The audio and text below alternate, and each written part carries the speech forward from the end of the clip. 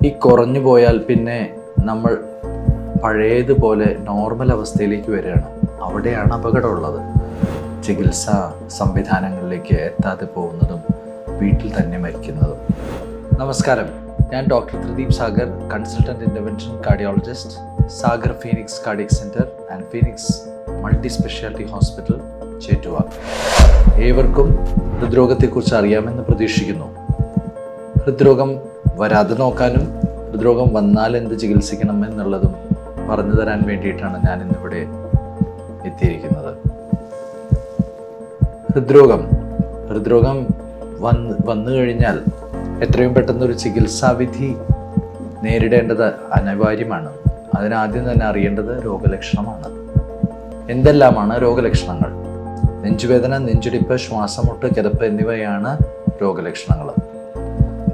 ഇപ്പോൾ ഈ കാലഘട്ടത്തിൽ നെഞ്ചുവേദന, നെഞ്ചിടിപ്പ്, ശ്വാസമുട്ട് മാത്രമല്ല, അനവധി അനുബന്ധ അസുഖങ്ങളുമായി പ്രകടമായിട്ടും ഹൃദ്രോഗം വരാറുണ്ട്.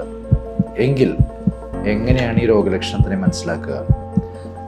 ഹൃദ്രോഗത്തിൻ്റെ രോഗലക്ഷണം നിമിഷ നേരം കൊണ്ട് അഥവാ സെക്കൻഡുകൾക്കുള്ളിൽ കൂടുകയും കൂടിയ ശേഷം ഒരു മിനിറ്റോ ഒരു 15 മിനിറ്റോ ദൈർഘ്യമല്ലാതെ അത് കുറഞ്ഞു വരികയും അനുബന്ധമായി ഉണ്ടാവുന്ന രോഗലക്ഷണങ്ങൾ.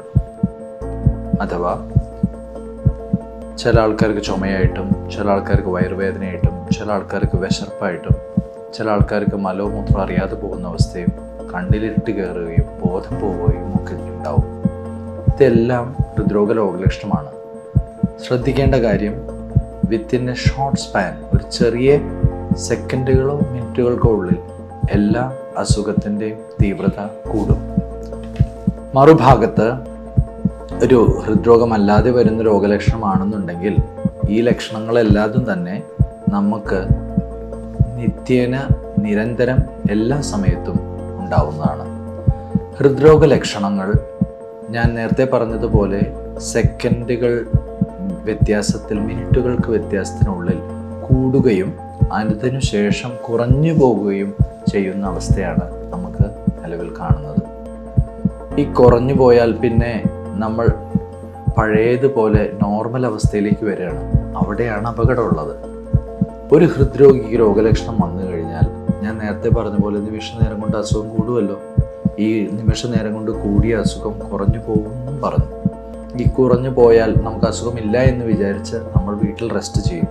അപ്പോഴാണ് പിന്നത്തെ ഇതിൻ്റെ തീവ്രത നിമിഷ നേരം കൊണ്ട് കൂടിക്കൊണ്ടിരിക്കുന്നത്. പല രോഗികളും അതാണ് കൃത്യമായിട്ട് രോഗലക്ഷണങ്ങൾ വന്നിട്ട് പോലും ചികിത്സാ സംവിധാനങ്ങളിലേക്ക് എത്താതെ പോകുന്നതും വീട്ടിൽ തന്നെ മരിക്കുന്നതും. ഇങ്ങനെ ജീവൻ പൊലിയാതിരിക്കാൻ നമ്മളേവരും ശ്രദ്ധിക്കേണ്ടതാണ്.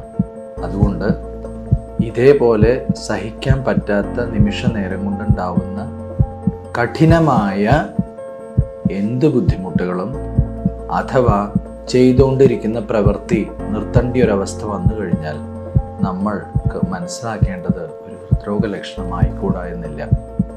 ഒരു ഹൃദ്രോഗ ലക്ഷണം വന്നു കഴിഞ്ഞാൽ, അല്ലെങ്കിൽ രോഗലക്ഷണം വന്നു കഴിഞ്ഞാൽ അടുത്തുള്ള ആസ്പത്രിയുടെ സഹായം തേടേണ്ടതാണ്.